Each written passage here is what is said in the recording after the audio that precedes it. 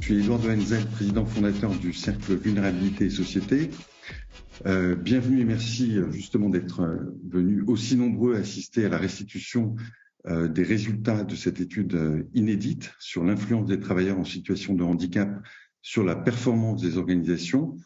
Une étude menée par le Cercle Vulnérabilité et Société en partenariat avec l'AGFIP, Andiem et les activités sociales de AG2R La Mondiale, partenaires que je remercie.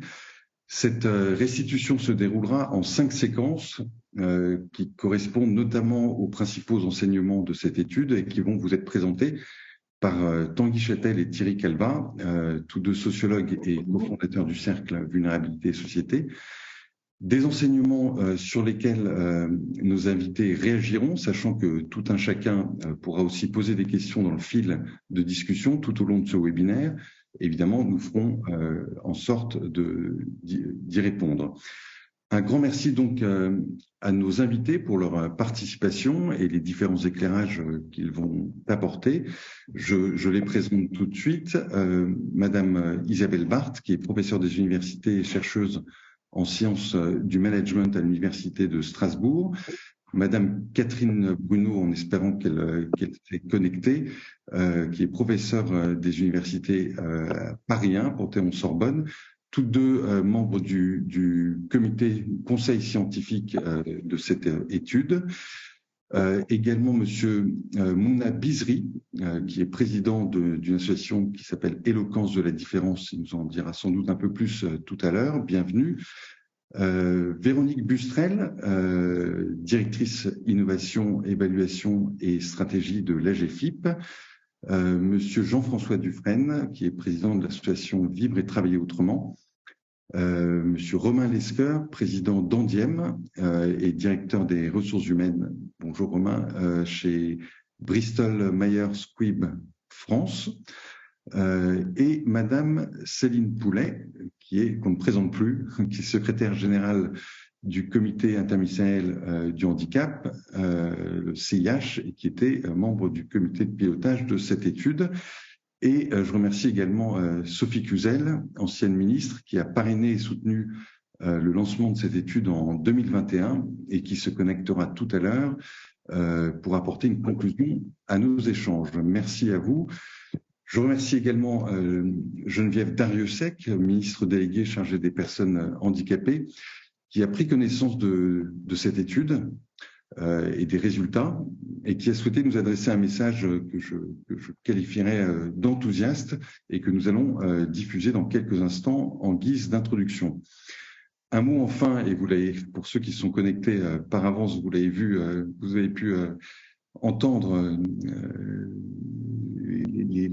la préparation liée à l'accessibilité. Donc un mot sur cette concernant l'accessibilité de ce webinaire, qui n'est pas si évidente à assurer en pleine semaine européenne pour l'emploi des personnes handicapées, vous vous en doutez, et qui plus est le jour du Duo Day. Mais je pense que nous en sommes bien tirés. Les personnes qui le souhaitent donc ont accès au sous-titrage en direct en cliquant sur le lien qui figure dans le fil de discussion, sachant que ce sous-titrage sera ensuite intégré dans la vidéo du replay.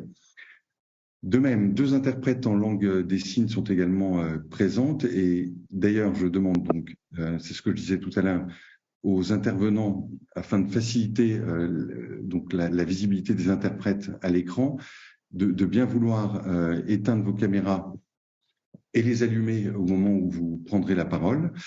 Merci beaucoup. Je laisse maintenant la parole à Tanguy et Thierry, car nous avons hâte de découvrir ces résultats. Mais avant cela, je vous propose d'écouter la ministre et le message que nous a adressé donc la ministre Geneviève Darrieussecq. Je lance tout de suite la vidéo. Oui. Édouard, tu penses enregistrer le webinaire? Ou c'est automatique? C'est fait, d'accord, ok. Merci. Je lance la vidéo.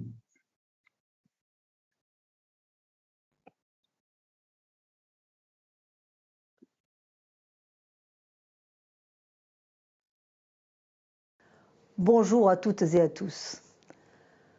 Recruter une personne en situation de handicap tient en définitive de la responsabilité de notre société et aussi de l'obligation légale. Mais c'est aussi de plus en plus la conviction partagée que ces actifs représentent vraiment un vivier de compétences et de talents. Il est une autre idée qui fait son chemin. Les politiques de ressources humaines inclusives bénéficient en fait à l'organisation des entreprises. Et l'étude que publie le Cercle Vulnérabilité et Société est en fait inédite. C'est un outil utile pour conforter les constats et les perceptions empiriques. C'est d'abord une démarche de nature scientifique rigoureuse, un important travail d'analyse de la littérature existante, une enquête auprès de plus de 600 acteurs, puis une confrontation des résultats obtenus avec les données statistiques en vigueur, notamment celles de l'AGEFIP. Alors, cette étude permet ainsi de comparer finement les résultats d'entreprises ayant une posture négative en matière d'inclusion et les résultats d'entreprises réellement inclusives. Elle permet par ailleurs de mesurer l'évolution de ces constats sur des durées significatives. Et les résultats de ces objectivations sont assez éloquents. Alors non, employer des personnes handicapées ne présente pas un surcoût pour l'entreprise. Cela génère au contraire de la valeur ajoutée. Oui, les salariés handicapés favorisent la productivité du collectif ainsi que sa capacité d'innovation. Et oui, il y a clairement des facteurs facilitants. Les accords de branche ou d'entreprise, par exemple, qu'il faut encourager. Voici résumé quelques enseignements de cette étude. Je vous laisse soin d'en constater vous-même les conclusions détaillées. Et nous aurons en tout cas demain bien besoin de les diffuser très largement. Car c'est par des démonstrations aussi convaincantes que nos objectifs de plein emploi pourront se concrétiser. Merci à toutes et à tous. Voilà pour ce message introductif de la ministre Geneviève Darrieussecq, que nous remercions. Mon cher Thierry, mon cher Tanguy, je vous laisse maintenant la parole et j'ajoute simplement que à la fin de ce webinaire, évidemment, nous mettrons dans le fil de discussion, le lien vers l'ensemble des résultats de cette étude. Très bien, merci. Bonjour à tous, bonjour à toutes. Au Cercle, on aime bien les défis, c'est-à-dire avoir beaucoup de monde et peu de temps pour parler d'un sujet qui est un sujet extrêmement important et beaucoup d'intervenants et de qualité. Peut-être juste deux mots sur les petites règles du jeu. On va opérer par séquence, c'est-à-dire qu'on va vous livrer des enseignements thème par thème. Il y a 5 grands enseignements, enfin 4 plus 1, qui va donner lieu à des interventions diverses. N'hésitez pas à faire remonter à l'issue de chacune de ces séquences vos questions, ce qui permettra à la fois éventuellement de répondre à des questions d'ordre technique, mais aussi à nos intervenants de pouvoir apporter leur éclairage. Peut-être juste en deux mots, et Tanguy va partager l'écran, sur cette étude. Quelques éléments méthodologiques avant de rentrer dans l'enseignement. Et là, je vais parler sur le contrôle d'Isabelle Barthes et de Catherine Bruno, qui faisaient partie de notre comité scientifique. Le but de l'étude était assez simple et relativement connu, puisque c'est pas la première fois qu'on vous en parle. Cette fois-ci, on vous livre des résultats définitifs. Il était de contribuer à la mise à jour d'éléments qui soient à la fois mesurables, tangibles et concrets, pour assurer une démonstration à grande échelle de l'influence des travailleurs en situation de handicap et favoriser l'engagement des employeurs. Et pour cause, on ne partait pas de zéro, puisqu'il y a une étude qui a été menée aussi, on a le plaisir d'accueillir Catherine Bruno, qui était l'étude France Stratégie 2020 sur l'impact de la performance économique et financière, qui avait mis en avant un certain nombre de choses que cette étude nous a permis d'essayer de compléter avec d'autres moyens et avec un autre périmètre qui était plutôt le périmètre de l'organisation.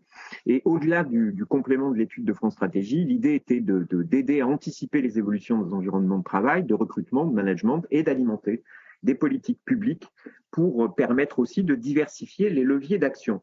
Peut-être juste parce que ça nous a été demandé demandé et qu'il est important qu'on parle tous les uns et les autres de la même chose. On se permet juste ce rappel. Alors, on imagine que parmi l'ensemble des participants, beaucoup sont au fait, mais tous ne le sont pas forcément, de revenir sur cette définition telle qu'elle est rappelée du handicap, telle qu'elle est rappelée dans la loi de 2005.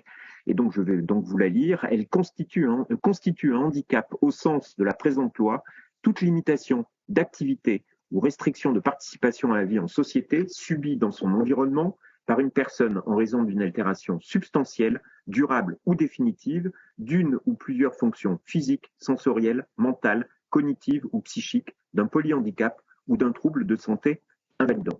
Et c'est bien de l'ensemble de ces situations qu'on parle et que la méthodologie qu'on a mise en place a essayé d'éclairer.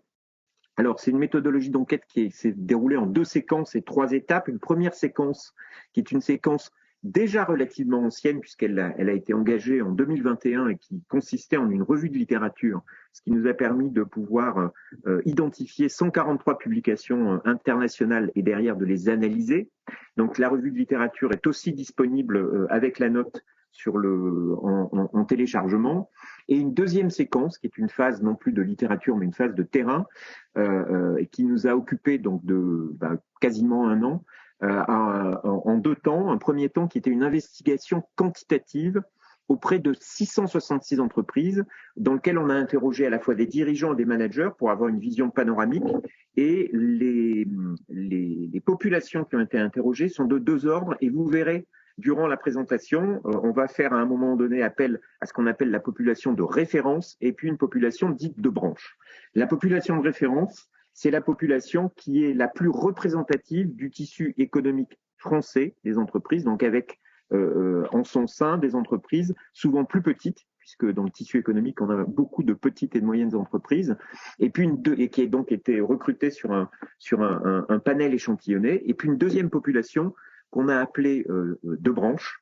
Toutes les entreprises dépendent de branches, mais là, il fallait bien trouver un nom. Donc, c'est une population dite de branche qui, elle, a donné lieu plutôt à un recrutement complémentaire qui n'est pas forcément statistique ou représentatif d'un secteur ou d'une branche, mais qui nous a permis de pouvoir éclairer le sujet, notamment avec des entreprises plus importantes et plus grosses.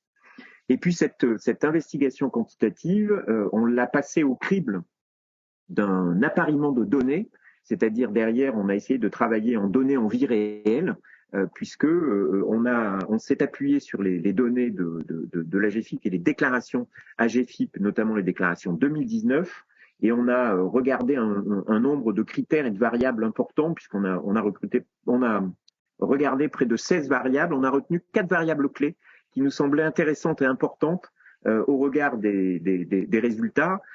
Et qui sont ces 4 variables clés sont le taux d'emploi exprimé en unité bénéficiaire de travailleurs handicapés, donc l'UBTH, le taux d'emploi équivalent temps plein de travailleurs en situation de handicap, le taux d'atteinte au ETH, c'est-à-dire d'obligation d'emploi des travailleurs handicapés, et puis la présence ou pas d'accords agréés. Ces variables clés nous ont permis de dessiner des tendances qu'on va vous présenter lors de la restitution des résultats. Il faut vraiment les considérer comme des tendances, c'est-à-dire à un moment donné des indices qu'on pourrait éventuellement, dans des phases qui seraient des phases ultérieures, aller creuser, mais qui derrière commencent à dessiner une sorte de portrait assez sensible de la situation. Et je vais maintenant laisser la parole à Tanguy qui va commencer à vous présenter les principaux enseignements.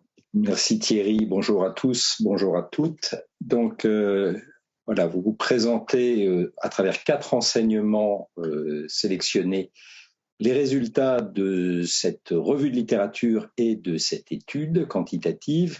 La première des informations qu'on peut mettre en avant, c'est que il y a dans les entreprises beaucoup plus d'actions, beaucoup plus d'implications qu'on ne l'imagine. Ça n'est pas toujours rendu aussi visible.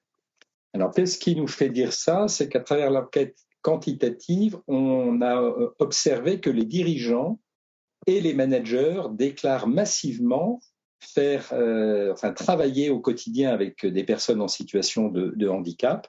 C'est particulièrement vrai dans les grandes entreprises des branches, puisque 96% des dirigeants travaillent avec des personnes en situation de handicap, mais vous voyez que les taux sont quand même assez significatifs, de l'ordre de 20 à 30% pour les managers, que ce soit dans les branches ou dans la population de référence.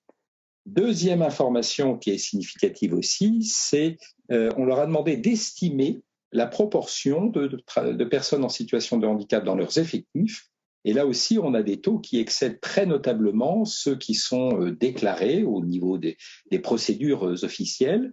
Et donc, voilà qui couvre un volume de personnes en situation de handicap qui n'est pas déclaré, mais qui est quand même, c'est ça qui est intéressant, très bien perçu par les managers et par les dirigeants, de l'ordre de 7,8 à 14,5%. Vous voyez qu'alors que les taux d'emploi au niveau national sont de l'ordre de 3,5%, et que même la moyenne du taux d'emploi déclaré sur les panels que nous avons investigués était de 3,75%. Donc une habitude de travailler avec les personnes en situation de handicap qui excède les données qu'on peut statistiquement recueillir.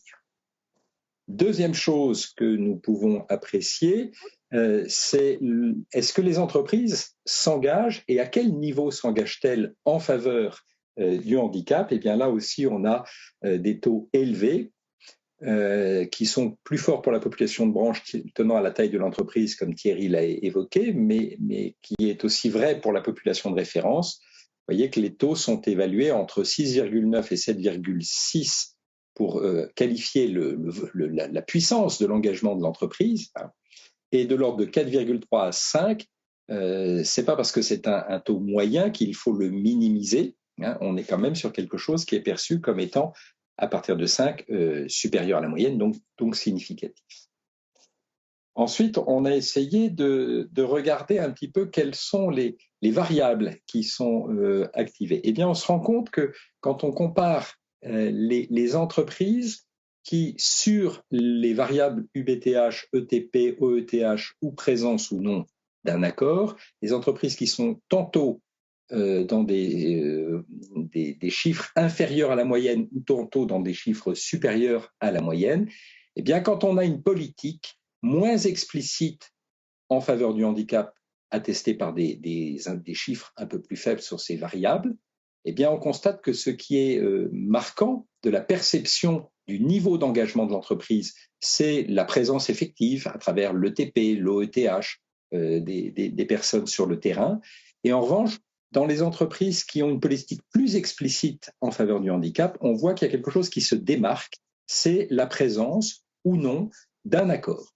Et donc, ça, dit autrement, ça veut dire que quand il y a un accord, eh bien, les managers, comme les dirigeants, ont tendance à apprécier davantage le niveau d'engagement des entreprises. Alors, le travail quantitatif qu'on a fait, on le rapporte à la littérature internationale et celle-ci nous renvoie quelques messages intéressants sur ce niveau d'engagement. Les investisseurs, donc les investisseurs qui vont avoir la fonction de soutenir le développement de l'entreprise, investissent de plus en plus dans des entreprises où la question des personnes en situation de handicap est présente.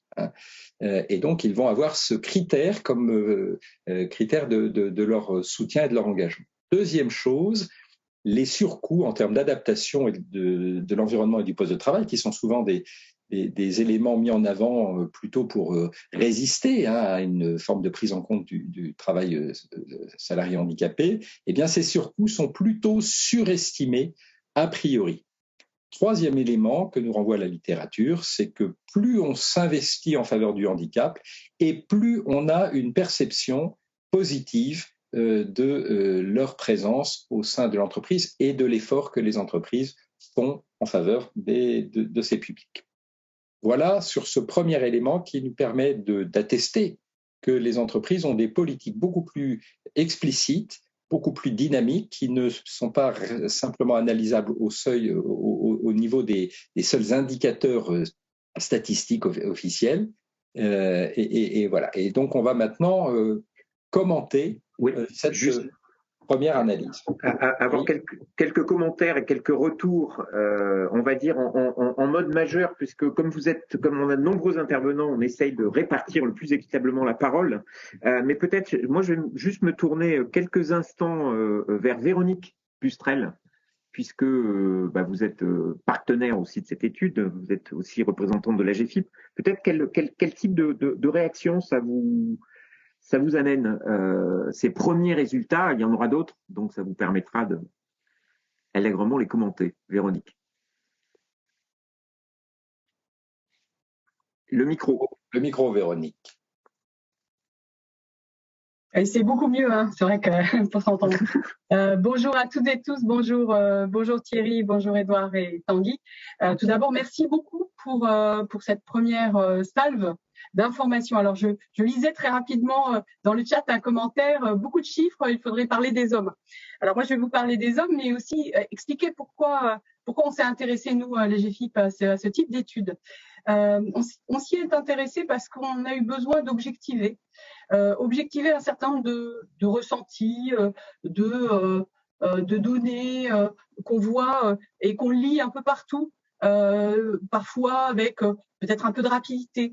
Et ce qui nous paraissait très intéressant dans cette coopération avec le Cercle Vulnérabilité et Société et aussi en lien avec nos collègues de AG2R et de Handiem, c'était ensemble de rendre des choses, de disposer d'éléments un peu plus factuels qui nous permettent d'objectiver les choses et qui permettent aussi d'adresser les bons messages et de mieux comprendre finalement ce qui se joue entre ce qui est et ce qui est pensé et en fait les représentations.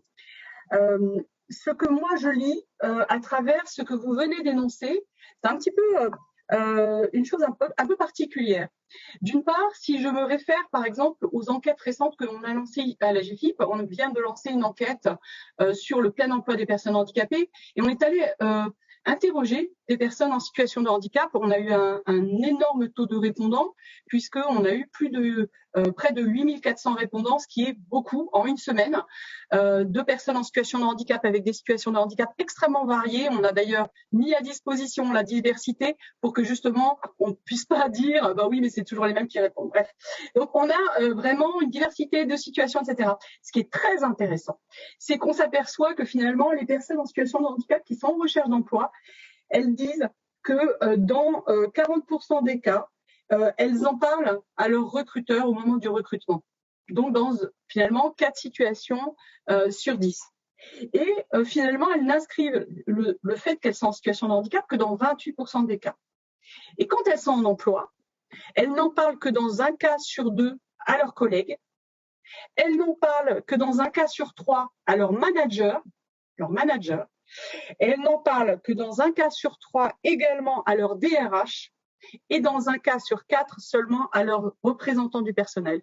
Donc, ce que vous venez de pointer, c'est finalement un écart entre des données très statistiques avec finalement le taux d'emploi officiel des personnes en situation de handicap, celles qui sont reconnues en situation de handicap. Globalement, on a aujourd'hui 2,5 millions de personnes qui bénéficient d'une reconnaissance administrative du handicap et qui le font valoir à des degrés divers et variés dans les entreprises, et puis d'autres situations, soit qui ne font pas l'objet d'une reconnaissance du handicap en tant que tel, soit qui ne sont pas déclarées auprès de l'entreprise. Et ce qui me paraît très très intéressant, c'est dans cet écart de représentation et de réalité, eh bien finalement, c'est comment on fait en sorte de bien prendre en considération les besoins des personnes. Et ce que l'on lit aussi, c'est qu'au fond, l'entreprise a le sentiment de faire beaucoup pour certains, et en particulier dans des grandes entreprises. Alors moi, je dirais, et je conclurai ainsi mon propos pour le moment, je dirais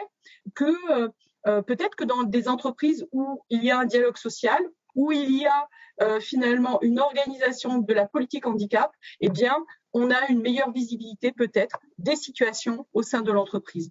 Néanmoins, je tenais à le dire, dans les petites entreprises, souvent, par la proximité et par le management de proximité, on peut aussi avoir une appréhension d'autres réalités et en particulier de personnes qui présentent des maladies chroniques ou invalidantes et qui potentiellement pourraient ne pas forcément l'évoquer soit parce que ça n'a pas d'impact dans leur réalisation de leur activité professionnelle, soit parce que finalement, elles n'osent pas dire.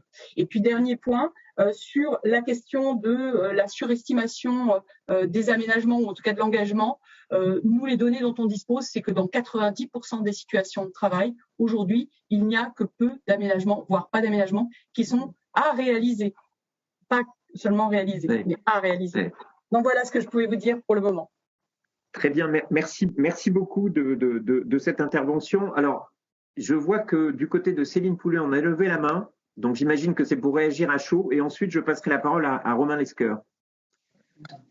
Je vais très rapidement réagir en tant que personne concernée. En fait, pour les personnes en situation de handicap qui ne se déclarent pas, c'est une question d'acceptation de soi. C'est que parfois accepter son handicap, c'est difficile, mais aussi au sein d'une structure, ça peut être compliqué parce que pas tout le monde comprend, et comme l'a très bien dit Madame Bustrel, il peut y avoir des conséquences sur la carrière, et par conséquent, les personnes ne se sentent pas en sécurité pour le faire. Merci. Très bien, merci beaucoup. Je sais qu'Isabelle Barthes a beaucoup travaillé sur l'état de déclaration, notamment de situation de handicap. Je vais renvoyer Isabelle, parce que sinon on n'a pas le temps, à vos différents ouvrages, mais je vais juste peut-être passer la parole à Romain Lescure, puisque vous avez finalement un peu la double casquette, c'est-à-dire que vous êtes à la fois président d'Andiem, qui est partenaire de l'étude, et en même temps vous êtes DRH de BMS. Donc peut-être quel regard vous avez sur ces premiers résultats. On aura l'occasion de toute façon de rentrer un peu plus dans le détail. Oui, merci Thierry, bonjour à tous. Écoutez, je suis très heureux d'être avec vous ce matin, et ce que dit votre étude, en tout cas dans un premier temps, vient conforter ce que mon expérience me dit tous les jours. En effet, en tant que président de Andiem, mais également en tant que DRH d'une entreprise qui est donc Bristol Myers Squibb. En fait, aujourd'hui, les entreprises ont fait de sérieux efforts. C'est une réalité. On a évoqué la 5e journée nationale du Duo Day, qui va prendre place donc tout au long de ce jeudi. Je pense que c'est une illustration éclatante de ce que l'on peut faire, de ce que l'on fait bien et de ce que l'on voudrait pouvoir développer au sein des entreprises. Un chiffre et un seul peut-être, et je crois qu'il est assez éloquent et il vient conforter votre étude, le taux de chômage des personnes en situation de handicap depuis 5 ans est passé de 19% à 13%. Donc les entreprises ont fait des efforts, mais après, une fois qu'on a dit cela, tout reste à faire. Et en particulier, je vois 3 dimensions qui apparaissent un peu en filigrane dans les résultats que vous avez voulu commenter avec nous ce matin. D'abord, en termes de perception. On a un écart de perception, et je crois qu'on va le développer plus en avant dans l'étude, entre les dirigeants d'une part et les managers d'autre part. Et cet écart de perception, il est intéressant parce que il est finalement assez classique dans toutes les organisations. Il signe un différentiel finalement de compréhension, ou en tout cas de perception, entre le terrain et les instances dirigeantes d'une entreprise. Le deuxième point que je voudrais souligner, en fait, c'est l'enjeu d'acceptation. Ça a été souligné à l'instant. Il y a un enjeu d'acceptation qui reste encore à améliorer dans les entreprises, même si celles-ci font des efforts, et on peut le constater factuellement. Il y a un enjeu d'acceptation et de proximité des personnes en situation de handicap avec les autres salariés, qui reste un axe d'amélioration, que ce soit en termes d'acceptation des personnes ou, ça a été souligné par Véronique Bustrel, en termes d'aménagement des postes. Et puis, il y a un troisième axe que je vois et qu'on va également développer, je crois, qui est vraiment très très important et auquel moi je suis confronté directement en tant que DRH, c'est le risque que le handicap apparaisse comme un sujet de diversité comme un autre finalement, et noyé en tant que tel parmi les autres enjeux de diversité. Alors il ne s'agit pas de dire qu'il est plus légitime que les autres, c'est pas le propos, et évidemment tous les sujets de diversité sont légitimes, mais celui-ci l'est peut-être plus directement parce qu'à mon sens il interroge directement notre humanité et il met en jeu finalement notre capacité à en tant qu'entreprise à être vraiment dans l'illustration la plus élémentaire de l'inclusion. Et donc, en tant que tel, il y a un enjeu pour que les dirigeants ne considèrent pas finalement le handicap comme un enjeu parmi d'autres, et de fait ne lui allouent pas à la fois l'énergie et les efforts qu'il mérite.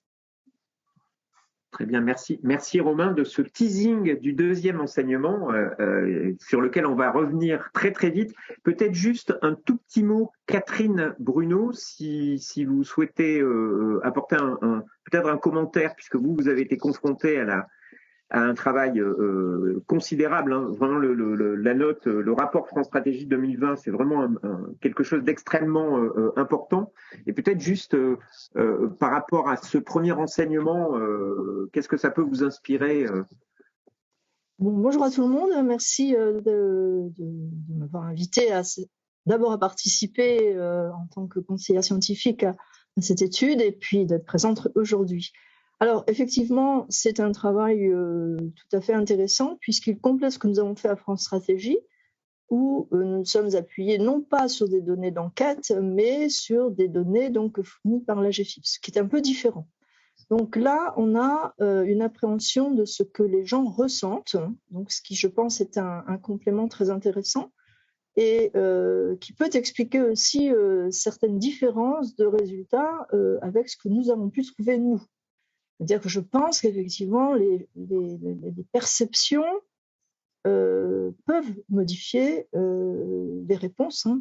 Il y a effectivement, je ne vais pas dire un biais, mais c'est tout à fait compréhensible que, par exemple, des entrepreneurs qui sont convaincus profondément que travailler en faveur du handicap est quelque chose d'important, répondent très favorablement en disant oui, nous employons beaucoup d'handicapés. Donc j'étais un petit peu surprise, je dois dire, par le fait qu'il y ait cette différence entre le 3,5% dont on a parlé, hein, qui est la moyenne générale, et les 7, 8 à 14,5% qui sont affichés. Donc là, je pense que c'est une différence qui vient certainement de la perception et puis peut-être aussi du fait que l'échantillon comporte pas mal de petites entreprises. Hein. Donc là, peut-être que effectivement, quand on a très peu d'employés et qu'on a une personne handicapée parmi ses employés, le pourcentage est évidemment plus important. Donc voilà. Donc ça, c'était une remarque que je voulais faire. D'une manière générale, je pense que tous les résultats sont très intéressants à exploiter. Simplement, ils sont totalement différents des nôtres parce que nous avons, nous, essayé de corriger des facteurs. C'est-à-dire que là, il y a souvent une mise en relation entre les efforts pour l'emploi d'une personne handicapée et un critère. Or, on sait que effectivement, il y a beaucoup d'autres facteurs qui influencent, et donc c'est peut-être pour ça que nous avons eu des résultats peut-être moins forts que ceux qui ont été obtenus ici. Mais bon, je pense que de toute façon, c'était très important d'avoir le ressenti des entrepreneurs et avec la différenciation dirigeant-manager, parce que ça va faire avancer les choses, c'est évident. Voilà, merci. Très bien, merci beaucoup. Effectivement, hein, c'est ce que j'évoquais, ce sont des indices, ce qui a été trouvé, et en aucun cas des réalités ou des vérités absolues. Voilà. Donc, disons que ça permet de mettre en avant un certain nombre d'éléments et de choses, et donc d'apporter, comme le disait Véronique, un peu de rationalité finalement aussi, d'essayer de mettre un peu de rationalité dans ce qui sinon ne serait que des perceptions. Comme le temps passe et que je vois qu'Edouard me fait des gros yeux, je suis donc obligé d'avancer et donc d'évoquer. Alors Romain Lescure nous a effectivement fait un diffulcachage de l'enseignement 2, mais effectivement ce que l'étude met en avant, tant du point de vue de l'analyse de la littérature que du point de vue des résultats qu'on peut trouver, c'est que le handicap n'apparaît pas et n'est pas un levier de diversité comme un autre, ce qui devrait, si j'ai bien suivi aussi, réjouir certains dans le fil de discussion qui se posaient la question. Alors pourquoi est-ce qu'on dit que le handicap n'est pas un levier de diversité comme un autre ? Tout simplement, c'est ce que dit d'une certaine façon la revue de littérature qui pointe le fait qu'aujourd'hui, le handicap des personnes est noyé dans la diversité. ce qui finalement ne permet pas de l'identifier très clairement et donc derrière de pouvoir en apprécier les impacts de façon extrêmement facile. Donc on est aujourd'hui face à une forme de carence dans ce domaine. On sait par contre que sur le plan de la société, le handicap des personnes est une source d'exclusion et de discrimination à l'emploi qui est souvent plus importante que les autres facteurs de diversité. Donc il y a un effet grossissant sur la question du handicap. Il est aujourd'hui assez mal pris en compte dans les rapports RSE, en attendant que la Global Reporting Initiative, qui date, dans la dernière version, date, je crois, de 2013, l'intègre. Donc là-dessus, il y a eu notamment une publication qui met en avant le fait qu'il faudrait aujourd'hui qu'il soit plus et mieux intégré au sein des rapports RSE. Et enfin, on sait très bien qu'il y a aujourd'hui une corrélation qui est de plus en plus forte entre la RSE et la performance financière de l'entreprise, et que travailler en ce sens, en un sens où on mettrait en avant le handicap de façon plus forte et plus identifiable, pourrait devenir incitative sur la question du handicap des personnes. Pour l'ensemble des sources et des études que je cite là, évidemment rapidement, je renvoie à la note et la revue de littérature que vous trouverez en téléchargement sur le site du Cercle, et avec la note qui va rassembler l'ensemble des résultats. Donc ça, c'est ce que l'analyse de la littérature nous révèle, mais par ailleurs, ce dont on s'aperçoit, c'est que quand on les interroge, nos entreprises françaises, puisque la revue de littérature était internationale, quand on les interroge, les entreprises mettent en avant le sujet du handicap comme une des composantes majeures de la diversité. Donc, tant du point de vue des dirigeants d'entreprise que des managers, tant du point de vue des populations de branches que du point de vue de la population de référence. Là, sont simplement signifiés sous l'item DE les dirigeants d'entreprise. Il y a aussi la question des managers, donc je précise sur le graphe. Les dirigeants d'entreprise placent le handicap en sujet numéro 1 de leur politique diversité, à 88% dans la population dite de branche, à 46% dans la population dite de référence. Donc un effet important, un écart important, mais un effet quand même extrêmement significatif. C'est-à-dire que pour les dirigeants, il est systématiquement placé en première position. Du côté des managers, on est là sur une appréhension plus diffuse, puisque dans la population dite de branche, c'est-à-dire celle où il y a les entreprises qui ont des tailles plus importantes et souvent des politiques handicap plus établies, eh bien le handicap est perçu comme le deuxième sujet de l'engagement des entreprises en termes de diversité, alors que pour la population de référence, là on a les plus petites, comme l'évoquait aussi Catherine Bruno à l'instant, là on est sur un handicap qui est nettement moins apprécié en termes d'engagement. Peut-être le slide suivant, Tanguy. Voilà. Alors, j'ai vu que certains dans le chat évoquaient la difficulté qu'il pouvait y avoir à parler de choses humaines sous forme un peu technocratique. Je l'ai pris de m'excuser par avance, mais simplement, ce qu'on a essayé de regarder, c'est de voir comment est-ce que s'organisaient les perceptions des entreprises en fonction des différentes variables que j'évoquais. Et là, on a essayé d'identifier deux variables qui sont deux variables plutôt, on va dire, significatives en termes d'indices du niveau d'engagement de l'entreprise, de la perception de l'engagement de l'entreprise en faveur et pour le handicap. Première variable, c'est la variable d'accord, et je précise que ce sont des accords agréés, puisque la demande en était faite dans le fil de discussion. Donc, où là, suivant le fait que l'entreprise dispose ou ne dispose pas d'un accord, on a des positions qui ne sont pas tout à fait les mêmes. Dans les entreprises avec accord, le handicap, pour les dirigeants, apparaît comme le sujet qui a drainé le plus d'engagement, au même titre que notamment les seniors, comme la représentation radarisée le montre en image.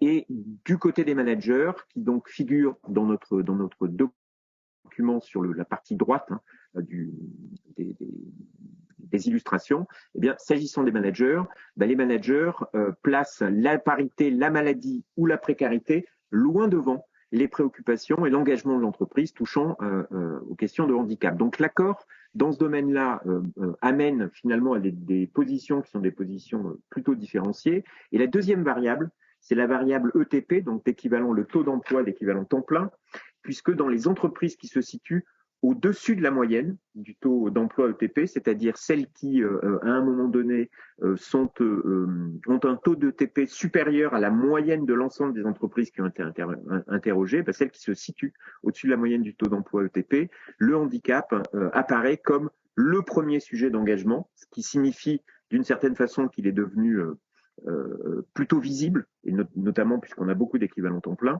donc il y a un effet de visibilité, alors que les entreprises qui se situent en dessous de la moyenne, le handicap est quasiment exclu du champ de l'engagement par les managers, mais il ne l'est jamais par les dirigeants. Donc on a à chaque fois, vous verrez, on a une forme de souvent, non pas de distorsion, mais parfois de versatilité des positions entre dirigeants et managers. Enfin, dernier point qui semble important et qui milite aussi sur le fait de dire que le sujet du handicap n'est pas un levier de diversité comme un autre, c'est qu'on s'aperçoit, tel que d'ailleurs les résultats le montrent, que la responsabilité de référent handicap permet d'apprécier plus positivement l'impact des travailleurs en situation de handicap sur les différents aspects de la performance de l'entreprise qu'on aura l'occasion avec Tanguy de développer dans quelques minutes. Mais ce qui est intéressant, c'est qu'il y a un effet de surcotation assez systématique touchant à l'ensemble des composantes de la performance qu'on a identifié à travers l'étude, à savoir, et on y reviendra, la cohésion interne, le taux d'absentéisme, la gestion des aléas et des imprévus, la qualité de ce qui est produit, le volume d'activité, le niveau de productivité et la capacité d'innovation. Et là, on constate qu'il y a de façon assez systématique une meilleure cote quant à l'impact des travailleurs en situation de handicap qui souvent amènent des écarts de l'ordre de 0,7, 0,8 points, c'est-à-dire que les personnes qui font fonction de référent handicap, et comme vous pourrez le voir dans la note où c'est évidemment beaucoup plus détaillé, et dans le rapport c'est beaucoup plus détaillé, ce qu'on appelle référent handicap dans notre étude, ce sont des personnes qui font fonction de référent handicap parce qu'elles nous le disent. C'est-à-dire qu'ils ne sont pas forcément référents handicap au sens de la loi de 2018, mais à un moment donné, on s'aperçoit que c'est un vrai biais de perception. Et je m'arrête ici et on va faire un petit tour de table. Tanguy. Oui, eh bien, dans le même ordre d'idées, on va maintenant essayer de recueillir les réactions de nos experts et de nos invités. Je voudrais proposer à Isabelle Barthes de réagir par rapport à ce premier aspect autour de le handicap comme facteur de diversité, pas tout à fait comme un autre. Bonjour à tous, donc merci de cette étude vraiment très systématique et qui réplique en fait beaucoup d'autres études, mais c'est très important d'objectiver comme ça a été dit. Et je dirais que le mot-clé, moi, qui me saute au visage, c'est visibilité, rendre visible, objectiver. Et je dirais que le handicap, là je vais être un peu polémique, n'est pas le critère le plus défavorisé, il n'est pas noyé dans la diversité. Moi je travaille sur cette question depuis 20 ans. La diversité, c'est 25, 26, 27 critères. Et c'est vrai que le handicap bénéficie d'une visibilité, il est institutionnalisé par des accords, des contraintes légales, des référents, donc tout ce que vous montrez dans l'entreprise, qui est loin d'être le cas pour beaucoup d'autres critères, qui sont comme l'orientation sexuelle, l'origine ethnique, les opinions politiques, qui sont d'autres critères de discrimination. Donc je dirais qu'il ne faut pas tomber dans cette victimisation, et là je ferai un peu polémique, du handicap par rapport à la question de la diversité ou de l'inclusion. La deuxième chose, quand je parle de visibilité, c'est voilà, vous mettez en avant, alors on appelle ça la partie émergée de l'iceberg, il y a tout ce qui est visible, et on sait que 80% des handicaps sont invisibles. Et bon, moi, j'ai beaucoup travaillé, surtout avec une de mes doctorantes, et qui a beaucoup travaillé sur le sujet, sur la question de la révélation du handicap. Et c'est ce que nous montre donc la première intervenante, c'est pourquoi révéler mon handicap ? Et ce qui est intéressant dans votre étude, c'est en effet la sphère, je dirais, des représentations et des stéréotypes par rapport à ma vie, en contact avec des personnes en situation de handicap. Et je dirais qu'il y a des représentations croisées. La représentation du manager ou du dirigeant, c'est ce que vous avez montré, ça coûte cher. Il y a un effort. Je dirais que même c'est contraire à la philosophie, je dirais, d'un dirigeant d'entreprise qui doit positiver, qui doit aller vers la performance économique, la richesse économique. Je ne parle pas de la financiarisation. Et ce handicap qui, comme vous l'avez montré dans la définition et dans les représentations, quelque chose qui va diminuer cette performance. Et ça, c'est très important de faire sauter des verrous mentaux. Et puis, vous avez ces gens qui sont au contact de personnes. Et là, on parlait qui incarnent le handicap. Et on connaît tous sur plein de sujets la différence entre la représentation et la vie au jour le jour. Et là, votre étude le montre de façon très intéressante. Et je trouve que ça, c'est encourageant, parce que l'enjeu que vous avez, que nous avons tous, ce n'est pas de convaincre des convaincus, c'est d'aller vers des personnes qui n'en ont pas envie. Et là, en effet, on leur donne quelques arguments pour peut-être aller un peu plus loin, et particulièrement la performance sociale et économique de l'entreprise, telle que vous la démontrez. Donc, je crois que cette notion de visibilité, elle est très importante, d'objectivation, avec l'enjeu de passer de la sphère des idées à la sphère de l'action. Et là, on a des preuves, je dirais, d'actionnabilité de l'intégration des personnes en situation de handicap. Parce que je crois que, et là je terminerai là-dessus, c'est pas si simple que ça, et ça a été dit. Accueillir une personne en situation de handicap, c'est pas si simple que ça, et ça renvoie à la grande difficulté des managers intermédiaires, qui sont ceux qui, au jour le jour, font vivre les équipes où il y a possiblement quelqu'un de handicapé, qui l'a dit ou qui ne l'a pas dit. Là, c'est un vrai sujet, et qui n'ont pas toujours l'équipement ou la formation nécessaire pour bien le faire. Et moi, j'ai beaucoup vu, quand j'ai travaillé sur ces sujets-là, des managers qui étaient quand même en profond désarroi par rapport à ces difficultés qui sont réelles et qu'il ne faut pas se cacher. Beaucoup de personnes qui n'ont pas un handicap visible préfèrent ne pas le dire. Et là, j'en terminerai avec ça, parce que de la personne en situation possible de handicap, il passe à la personne handicapée, au handicapé, je l'ai beaucoup vu. On peut être le dyslexique, le diabétique, le schizophrène.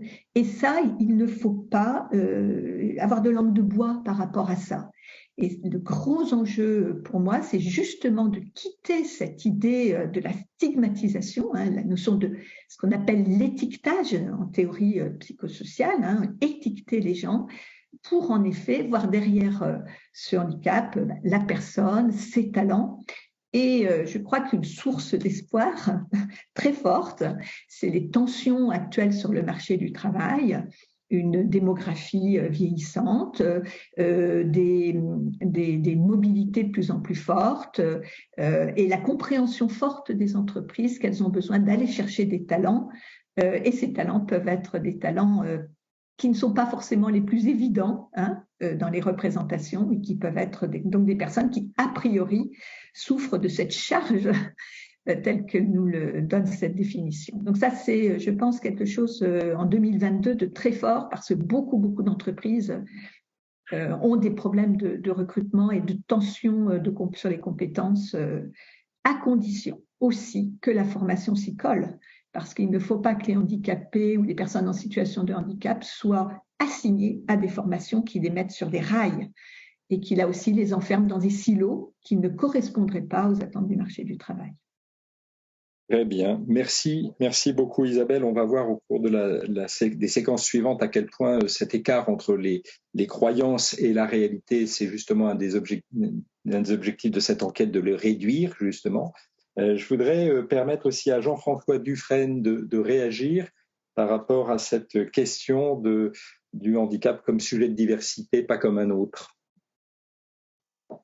Et moi, je vais revenir, bonjour à tous, je vais revenir sur ce que vous venez de dire, Madame Barthes, parce que effectivement, vous avez dit deux choses qui me paraissent très importantes, qui est faire sauter les verrous mentaux, parce que ça, c'est absolument essentiel, et je vais en témoigner, et aller chercher des talents pas forcément visibles, ou pas forcément les plus visibles. Alors, nous avons fait une expérimentation à laquelle personne ne croyait, puisqu'il s'agissait d'employer des autistes, dit sévères, ce qui ne veut pas dire grand-chose, mais disons non-verbaux à déficience intellectuelle, dont tout le monde disait c'est impossible de les employer.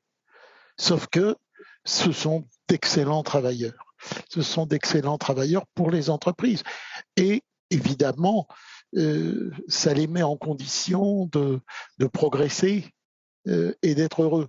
Donc, tout le monde n'a pas envie de faire ça, ni chez les valides, ni chez les autistes sévères, mais ceux qui ont envie de le faire, ils trouvent un grand épanouissement.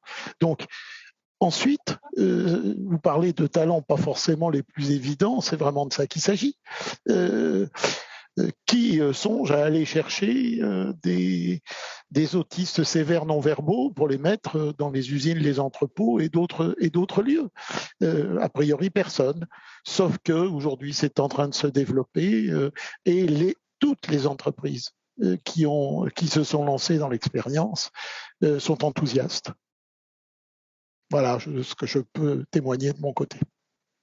Merci. On voit que là, on est déjà dans le cœur du sujet et la suite des enseignements qu'on va vous partager en termes d'impact sur l'activité, d'impact sur l'organisation. Je voudrais éventuellement laisser, il la conserve à tout instant, la possibilité à Céline Poulet ou à Monsieur Bizery ou à Romain Lescure d'intervenir, si au fil de l'eau vous avez besoin ou envie de compléter quelque chose. On va maintenant passer au...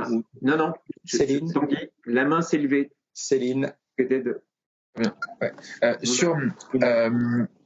Encore en tant que personne concernée ayant un bégaiement, un TDAH, une dysgraphie, une dyspraxie, en fait, c'est un levier pas comme les autres parce que il y a énormément de conditions différentes et chaque condition implique un jeu à somme nulle. Ça veut dire qu'il y a des situations qui vont être plus complexes, mais il y a aussi des situations où les personnes vont s'épanouir et vont avoir des compétences extraordinaires, et tout est l'enjeu de l'ensemble des politiques qui sont en train d'être mises en place.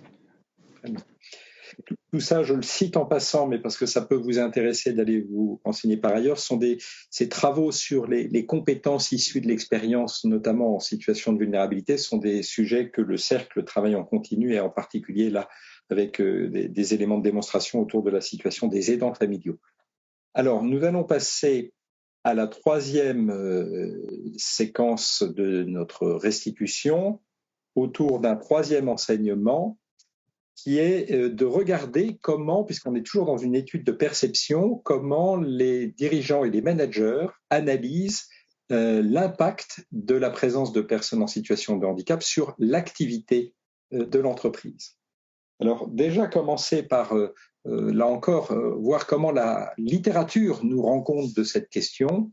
Eh bien, les études sont diverses. On voit que des études ont des biais, celles qui ont envie quand même avec des critères scientifiques rigoureux, de montrer que l'emploi des personnes en situation de handicap a un effet positif, vont avoir tendance à l'expliciter. D'autres sont plus critiques. Donc, on est sur un champ de la recherche qui n'est pas encore complètement stabilisé. C'est d'ailleurs heureux, parce qu'on progresse dans la connaissance. Mais globalement, on peut dire que beaucoup d'études concluent à un impact positif majeur de la présence de personnes en situation de handicap sur quelques grands ratios des entreprises, comme notamment le revenu global, le revenu net, la rentabilité ou la capacité à verser des dividendes. Donc la première chose, c'est que ça ne compromet a priori pas l'activité, voire ça peut la doper. Les bénéfices mis en évidence par la littérature sont assez significatifs en termes d'innovation, de production, d'amélioration des parts de marché ou de réputation.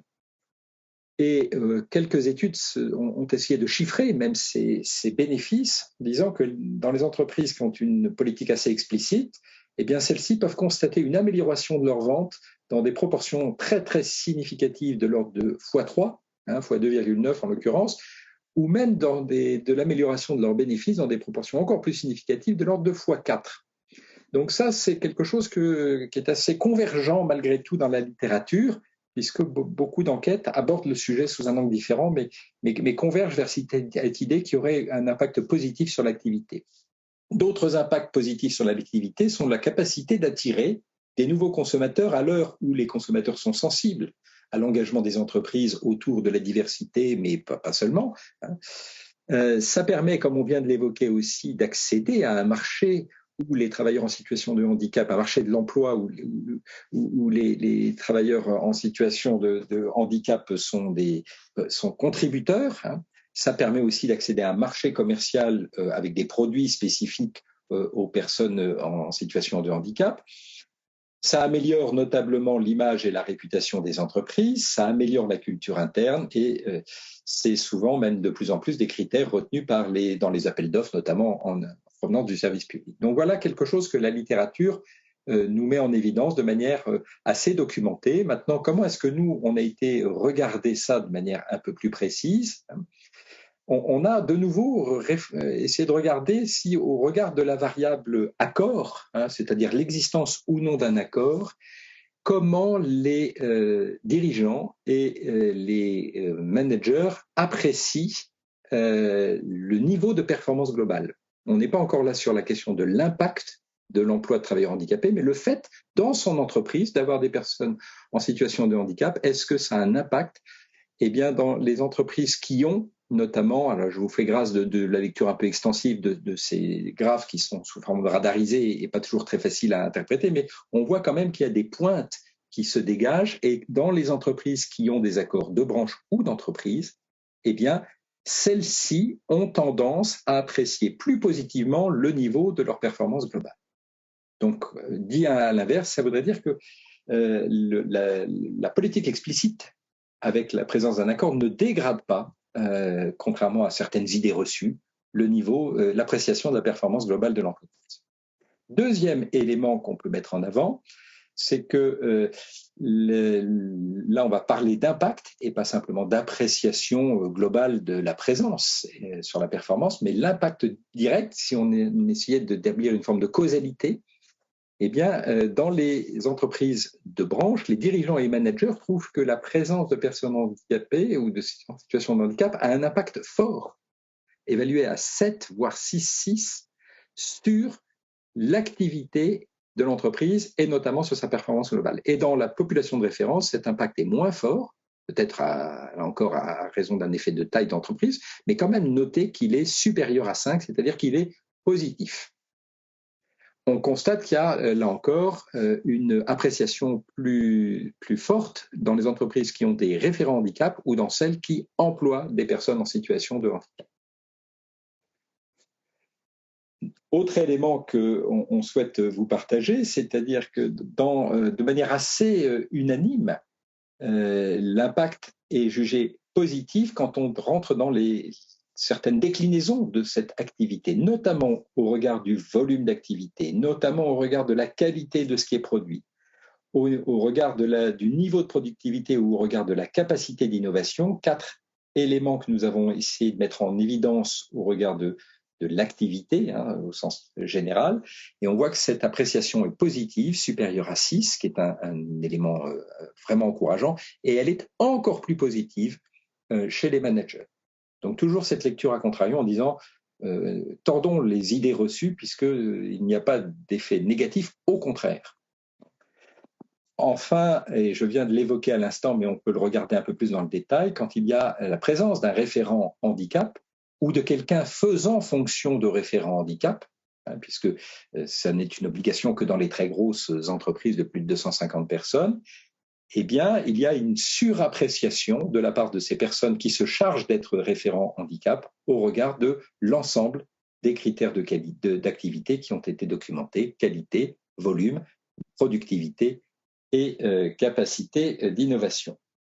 Je termine par un dernier élément qu'on va soumettre à votre discussion en regardant sur la durée.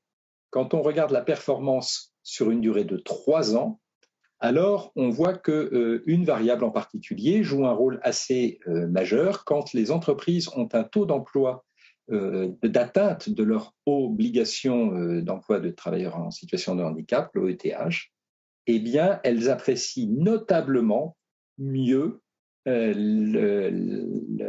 leur niveau d'activité, leur performance globale, leur productivité. Donc, la concrétisation de l'emploi, même si on a dit tout à l'heure qu'il peut y avoir plus de personnes en situation de handicap que ne le reflète le seul taux de l'OETH, mais quand même, cette concrétisation de l'emploi permet d'apprécier très positivement l'ensemble de l'activité. Sur le graphe de droite, on a quelque chose d'assez intéressant qui montre les lectures ambivalentes qu'on peut avoir sur ce sujet.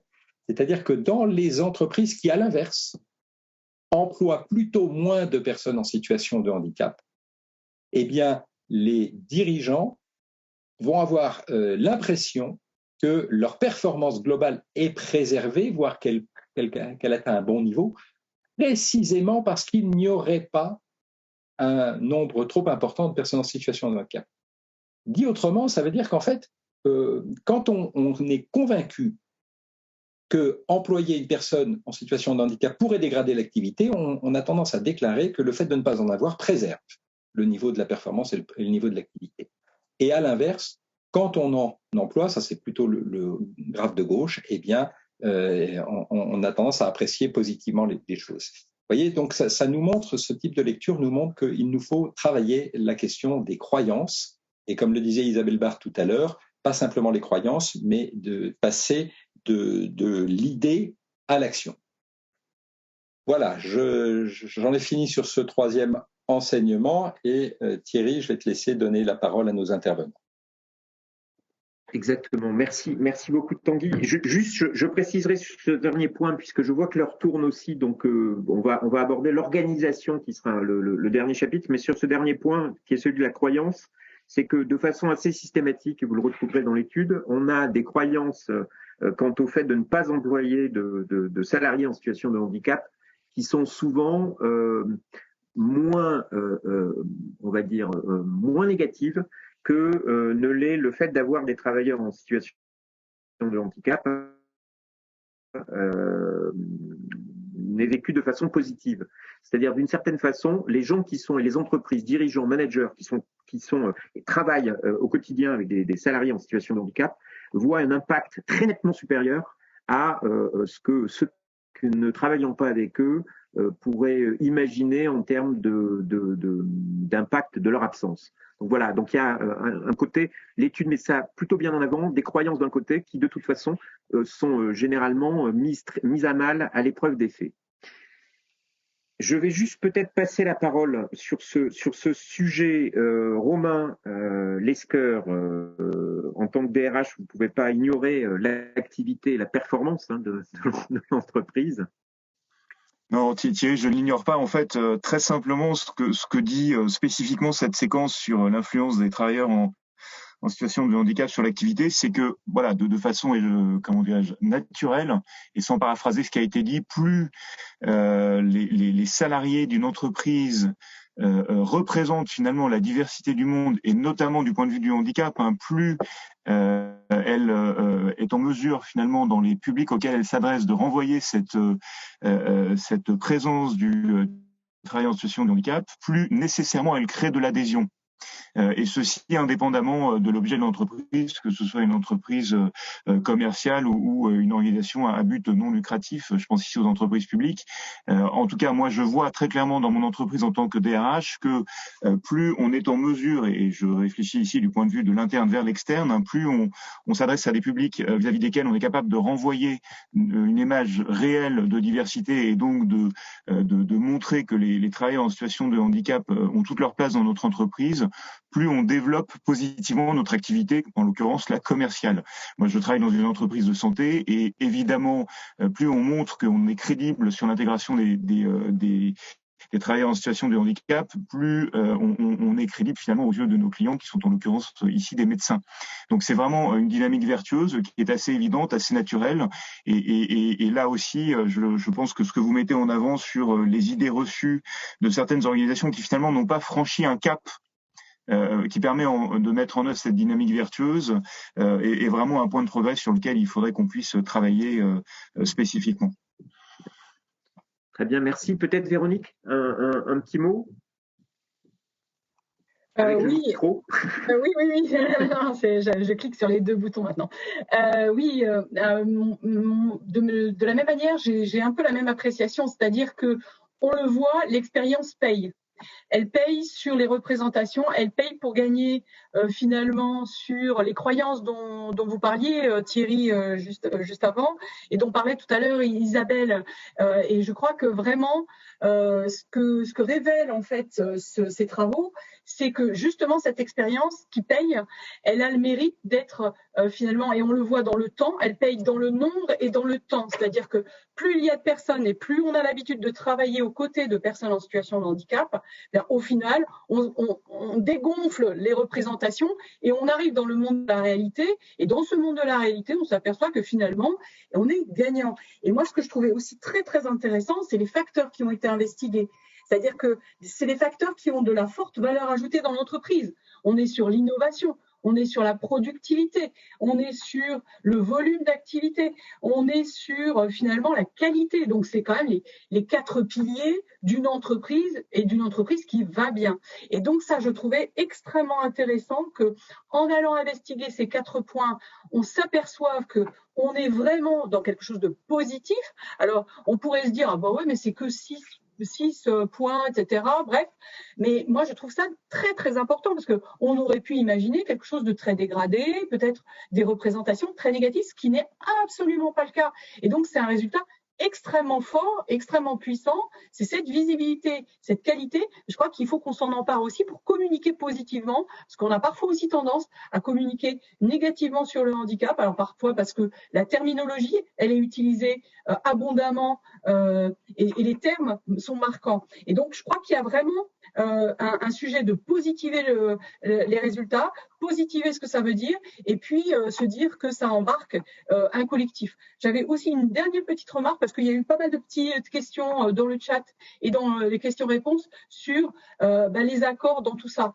Moi, ce que je tiens à souligner, c'est pas tant l'accord en tant que tel, même si évidemment il y a une dynamique d'accord, mais ce que ça sous-tend, c'est-à-dire c'est le dialogue social, c'est la négociation collective, c'est la part de dialogue entre les partenaires sociaux au sein de l'entreprise et l'engagement auprès du collectif de travail. Et il me semble que c'est ce qui est très révélateur de ce que peut-être il doit être amené dans les entreprises, peut-être plus vigoureusement, parce qu'on voit que ça a une part non négligeable d'impact dans les résultats de l'entreprise.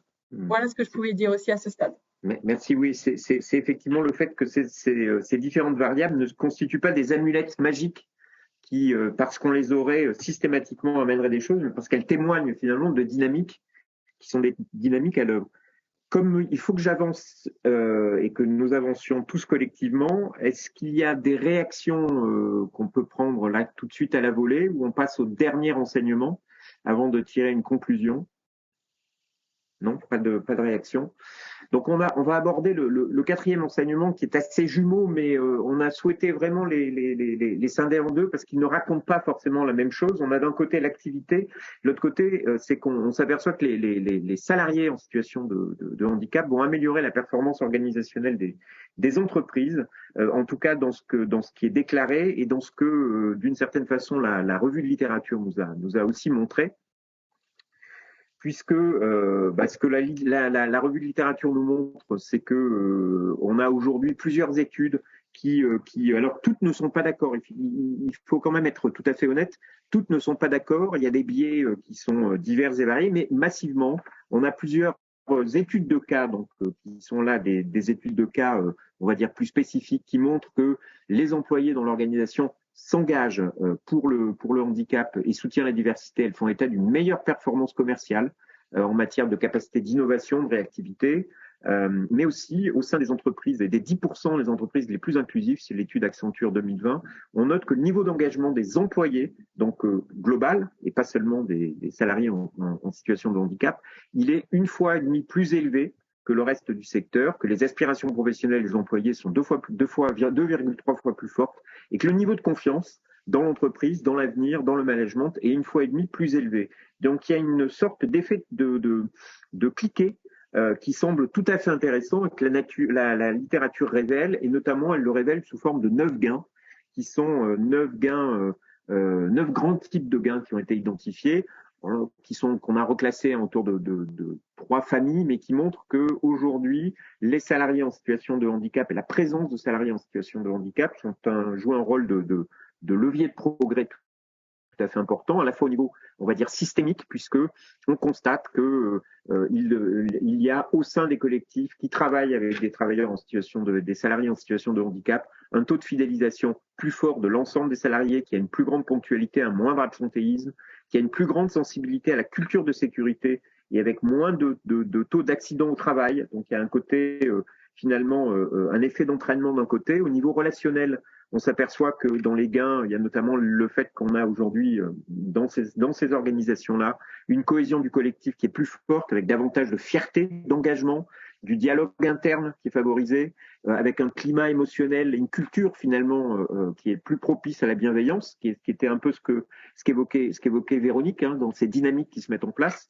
Et puis il y a une dimension qui était sur laquelle je pense Isabelle Barthes reviendra, une dimension de résilience finalement, qui est une forme de résilience partagée, puisque ce que la revue de littérature montre, c'est qu'on a au sein des organisations une forme d'acceptation par chacun de sa propre vulnérabilité. Donc finalement aussi, on passe d'un discours qui est un discours de pure performance à un discours qui est un discours plus partagé, plus résilient, plus apaisé aussi sans doute. Et puis, on s'aperçoit qu'il y a une capacité accrue à résoudre des problèmes dans les organisations qui travaillent avec des travailleurs en situation, des salariés en situation de handicap, et qui rejoint finalement l'idée des compétences qui ont déjà été évoquées.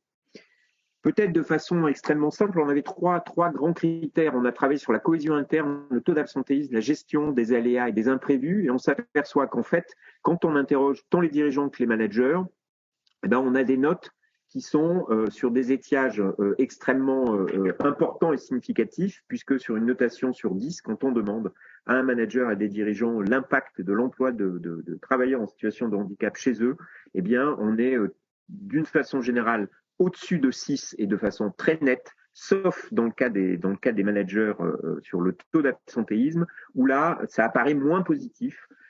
Même s'il reste positif, il est au-dessus de 5, mais ça apparaît sans doute moins positif du côté des managers. On n'a pas forcément les moyens d'aller creuser cette information. En revanche, ce qui est sûr, c'est qu'on sent bien qu'il y a une forme de dynamique plutôt positive, voire très positive, qui est à l'œuvre dans les entreprises.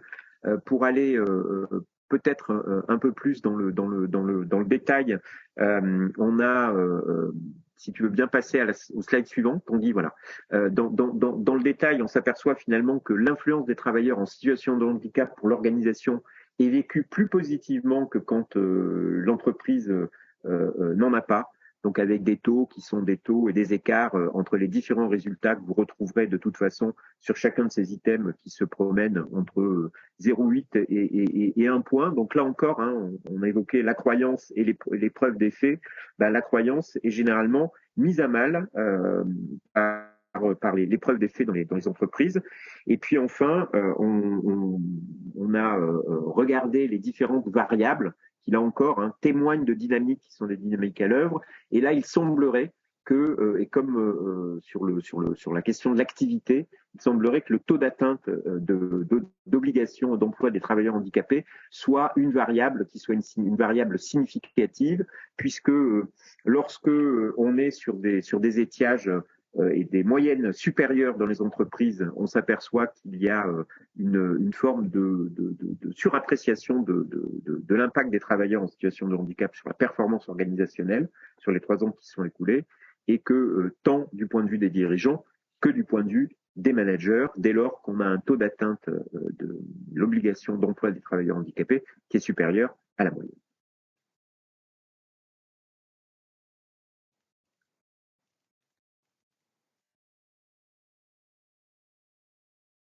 On ne t'entend pas, Tanguy. Pardon, c'est moi-même qui me suis fait surprendre. Voilà pour l'impact sur la performance organisationnelle. Je donne tout de suite la parole à Isabelle Barthes. Oui, merci. Donc, des réactions très courtes, mais nombreuses. D'abord, dans le chat, il a été dit que le handicap était la première cause de discrimination au recrutement. Ce n'est pas le cas. Il est loin derrière l'âge et le sexe. Il faut quand même le dire. Et je crois qu'il ne faut surtout pas rentrer dans la compétition des critères. Je reviens là-dessus. une femme peut être handicapée, peut être d'origine ethnique différente. Voilà, on est tous multicritères et on est tous évolutifs au cours de la vie. Je crois que c'est 80% des handicaps qui apparaissent à l'âge adulte. Il n'y a que 15% des personnes qui naissent avec un handicap, statistiquement. Donc ça, c'est aussi cette capacité à suivre les personnes tout au long de leur carrière professionnelle. Et on sait que l'entreprise crée du handicap. Donc la notion de prévention du handicap, elle est très très forte. Des entreprises comme La Poste qui l'ont pris en compte, mais elle n'est pas la seule, depuis longtemps. Donc là, il y a vraiment un facteur socio-économique très très important. La deuxième chose, en effet, ça signe cet engagement de l'handicap, ce qu'on va appeler la marque employeur. Un accord, eh bien, il ne fait pas tout. Mais s'il y a alignement, si on n'est pas en train de faire du bluewashing, eh bien, il va en effet signer cette marque employeur d'une entreprise sociétalement responsable. Et on sait que ça a maintenant une attractivité très forte, et pas seulement pour les personnes en situation de handicap, mais pour tout le monde. Donc, c'est vraiment quelque chose que les entreprises ont de plus en plus compris et qui a un retour sur investissement parce que leur job, c'est de créer de la richesse pour le pays. Et c'est vrai que c'est validé ça depuis longtemps. Et la dernière chose que je dirais, c'est ce rapport à la vulnérabilité qui est très intéressant. Parce qu'en fait, moi, je crois beaucoup au management par la confiance. Je crois que la confiance est un levier extrêmement fort de la qualité du management, de son efficacité, de son efficience, avec ce que ça va créer, de la satisfaction, du bien-être et de la performance. Or, comme on le pense souvent, ce n'est pas la confiance qui permet de se livrer dans sa vulnérabilité, mais c'est la vulnérabilité qui permet de mettre en place le cercle de la confiance. Et je pense que la présence de personnes handicapées, à condition qu'on le sache, parce que certains le cachent encore, il faut le dire, ça permet d'ouvrir la parole autour de la vulnérabilité, une vulnérabilité qui n'est pas forcément du handicap, mais qui peut être de l'incompétence, qui peut être une difficulté momentanée, qui peut être un échec qu'on essaye de vouloir camoufler. Et accepter d'être vulnérable, c'est enclencher le cercle de la confiance. Et je pense qu'il y a quelque chose là d'ordre très humain et très relationnel qu'il faut retenir de cette étude, au-delà des chiffres, en effet, qui sont très importants, mais qui ne peuvent pas tout expliciter et surtout convaincre dans nos croyances profondes. Merci Isabelle. Est-ce que Jean-François, Catherine Bruno souhaitait intervenir? Catherine. Attendez, voilà, et je remets tout mon matériel. Oui. Voilà. Oui, donc je voulais réagir à une remarque de François Martinez dans le fil de la discussion. Effectivement, il faut faire attention à ne pas insister sur une interprétation causale en disant parce qu'on emploie des personnes handicapées, on fait mieux. Il faut quand même se rappeler que le pourcentage de personnes handicapées employées dans les entreprises, c'est tout petit. Donc, on ne va pas trouver des modifications majeures du fait qu'il y ait présence ou non de personnes handicapées dans l'entreprise. Donc, c'est plus complexe que ça. Effectivement, je crois qu'il faut insister sur le fait que employer des personnes handicapées, ça participe d'une dynamique qui, comme l'a dit Isabelle, cherche à promouvoir une autre façon, finalement, de gérer les entreprises. Et avec le développement, et c'est heureux, de toutes des considérations relatives, disons, à la bonne organisation sociale et au développement durable, etc., je pense que ça va aller dans le bon sens pour les personnes handicapées, pour l'emploi des personnes handicapées, puisque les entreprises, évidemment, ont tout intérêt à montrer qu'elles ont un positionnement vertueux. Le public est de plus en plus sensible à cela. Et donc, je pense que ça, c'est un levier très important et qui donne de l'espoir. Voilà, c'est ce que je voulais dire. Merci, je me permets de réagir là-dessus parce que c'est effectivement quelque chose qui me semble très important. Les croyances ont tendance à considérer qu'avoir des personnes en situation de handicap dégraderait la performance, mais il ne faudrait pas basculer dans l'excès inverse à l'issue de notre étude en faisant croire qu'il y aurait une valeur ajoutée extrême et capable de bousculer complètement les taux de performance des entreprises en employant des personnes en situation de handicap, parce qu'il y a un effet de dilution sur lequel on n'a peut-être pas assez insisté. Mais ce qui est intéressant, c'est quand même de tordre le cou de ces croyances qui auraient tendance à imaginer des effets négatifs plus importants qu'ils ne le sont, puisque au contraire, on démontre des effets plutôt positifs. Je voudrais peut-être, alors le temps court contre nous, on a pris du retard, pardonnez-nous, mais donner un instant la parole à Jean-François Dufresne avant de conclure et de terminer sur quelques questions, voire et l'intervention de Sophie Cluzel. Je suis tout à fait d'accord avec ce qui vient d'être dit. Je voudrais rajouter deux choses qui n'apparaissent pas dans l'étude et que je vois, que je vis quand je parle à des entreprises que j'essaye de convaincre d'engager des personnes autistes. La première chose, c'est que les aménagements de poste que nous faisons pour permettre aux personnes autistes de travailler, notamment des didacticiels, ce sont de tout petits aménagements de poste, bénéficient à tout le monde et qui sont extrêmement efficaces pour permettre aux personnes valides de rentrer de la même façon dans les travaux qu'on leur confie. La deuxième chose, c'est que l'emploi, alors je vais me contenter des personnes autistes, mais je suis convaincu que c'est vrai pour l'ensemble des personnes handicapées. L'emploi de ces personnes ramène une attractivité supérieure à l'entreprise dans sa recherche d'employés, et notamment parmi les employés fortement diplômés. Il n'y a qu'à voir les déclarations qui ont été faites récemment à la sortie de certaines écoles.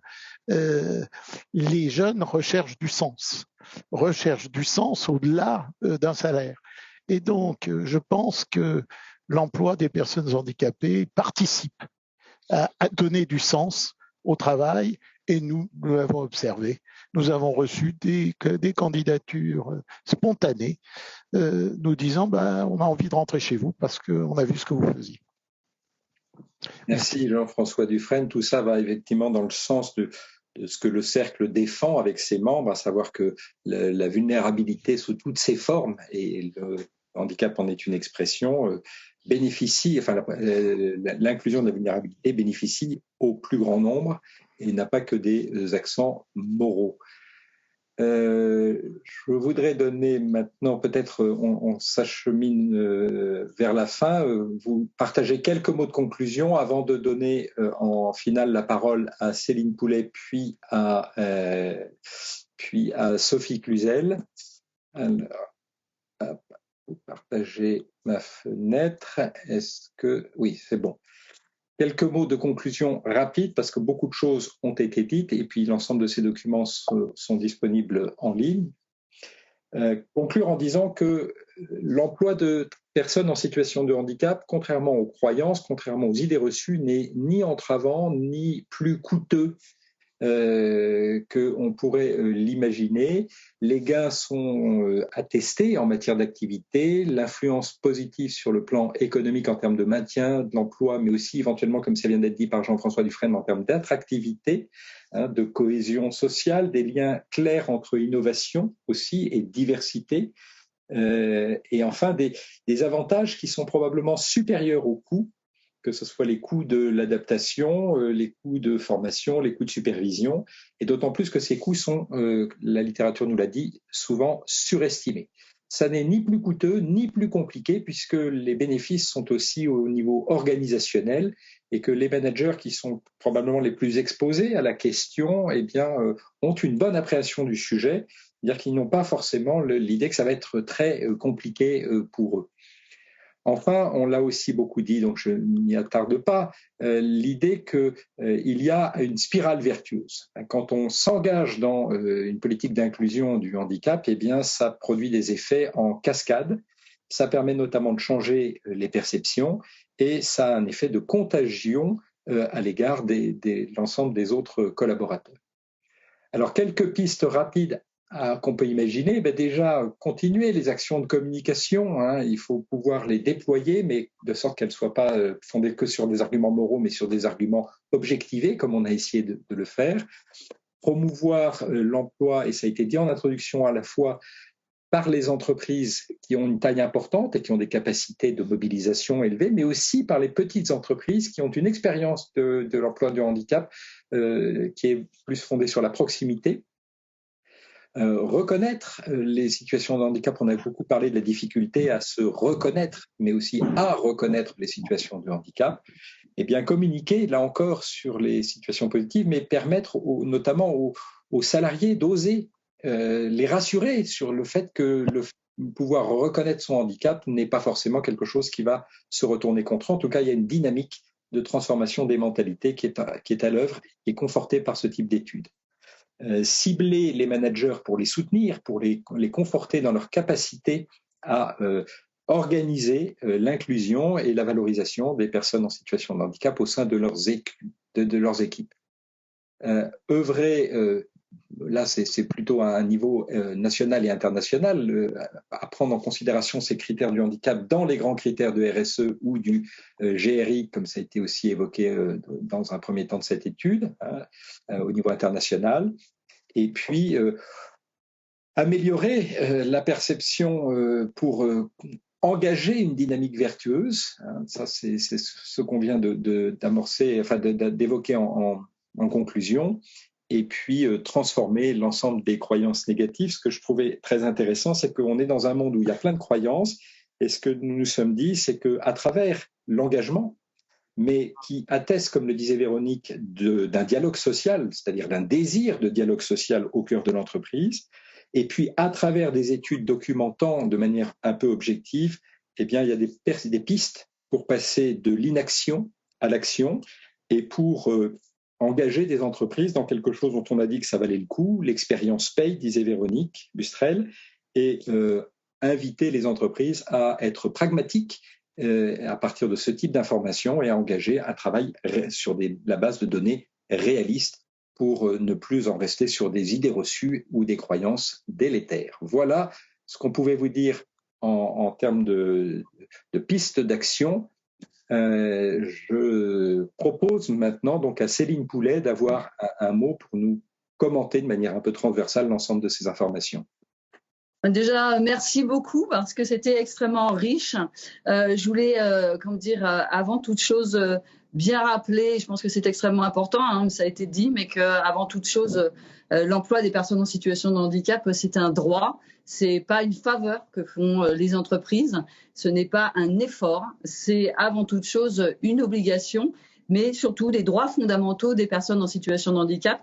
Nous sommes dans un pays où la discrimination est sur différents critères, le handicap en fait partie, mais avant toute chose, on est aussi sur une approche par les droits des personnes, et donc c'est le droit d'une personne en situation de handicap de pouvoir avoir un poste, de s'y maintenir et d'évoluer en termes de carrière. Et je pense que ça, c'est un point extrêmement important du point de vue des personnes. C'est pas tout de recruter une personne en situation de handicap. Encore faut-il ensuite qu'elle puisse être maintenue dans son emploi et surtout progresser comme les autres salariés. Moi, je tiens à dire une chose très, très intéressante qui est revenue à plusieurs reprises, c'est comment, en définitive, les personnes se reconnaissent en situation de handicap, cette fameuse reconnaissance du travailleur handicapé.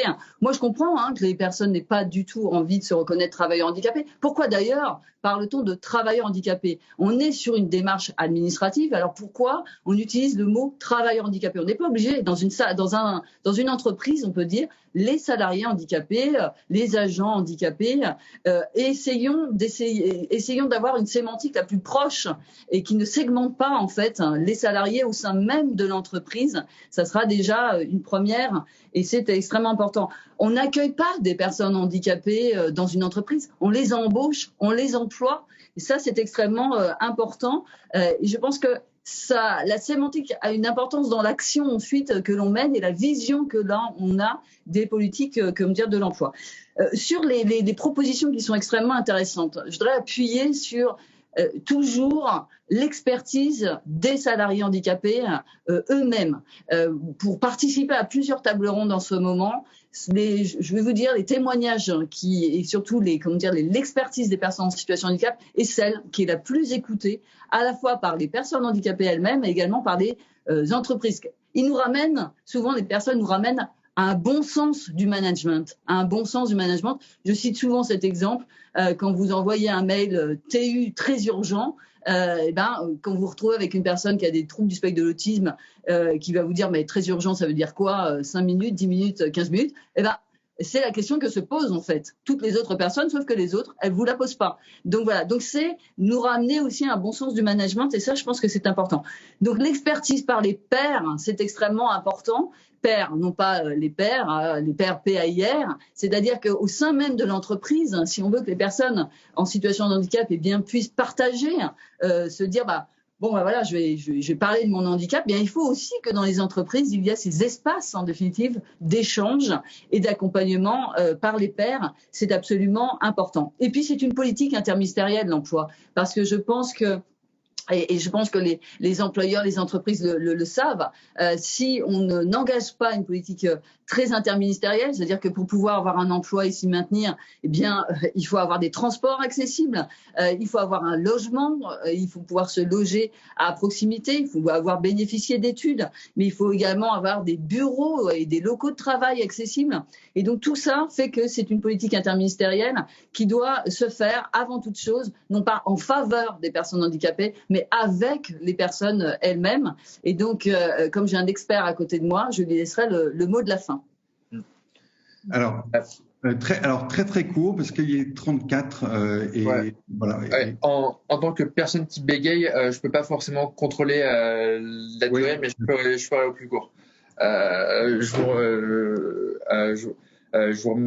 vous remercie. Déjà, je vais pas parler au nom de moi, mais je vais parler au nom des personnes en situation de handicap, parce que au-delà de l'éloquence de la différence, j'ai créé le site Handicap Possible qui donne en fait des conseils handicap par handicap sur des situations spécifiques. On a 9 handicaps. Ça va de l'autisme au bégaiement en passant par les handicaps psychiques. Le premier point hyper important dont on a discuté, c'est vraiment mettre en place des actions pour l'acceptation, parce que même si on en parle, on voit très peu d'actions concrètes. Et le grand défi, c'est qu'il y a énormément de personnes, on ne trouve pas des personnes qualifiées en situation de handicap. Ce n'est pas parce qu'il n'y en a pas, c'est parce qu'elles n'osent pas en parler, parce qu'elles ont trop peur des conséquences. Et même quand on en parle, et j'ai eu divers vécus, l'entreprise, que ce soit les collègues, les managers ou la direction, en fait, ne comprennent pas ce que ça implique, parce qu'on en a parlé a posteriori, et trop souvent encore, on peut croire que on demande quelque chose en plus, alors que c'est juste notre droit. Et il est hyper important d'avoir ça en tête. Le deuxième et dernier point, c'est que le handicap est un jeu à somme nulle. Ça veut dire que quand on est en situation de handicap, on a des contraintes, on a des compétences. Ce qui veut dire que les entreprises peuvent en tirer des richesses inouïes. On est dans la quête de la productivité, on est dans la quête de l'innovation. Vu qu'en tant que personne en situation de handicap, on travaille, on fonctionne différemment, on peut répondre à ces questions-là, on peut répondre à ces défis-là, mais il faut que les organisations soient flexibles. Ça veut dire qu'il y a des compétences où on va exceller, mais d'autres où on va être moins à l'aise. C'est comme ça qu'on fonctionne. Et en mettant de la flexibilité dans nos organisations, c'est là où on va pouvoir changer les choses. Et peut-être qu'un jour, on aura des commerciaux avec trisomie 21 parce qu'ils ont une empathie hors pair, ou qu'on comprendra que les personnes avec autisme peuvent être hyper compétentes sur les tâches logiques, mais il faut qu'on soit clair sur les consignes, il faut qu'on les mette dans un bon environnement qui correspondent aussi à leurs besoins. Et donc, il faut aussi qu'on communique plus clairement, qu'on soit clair sur les deadlines et qu'on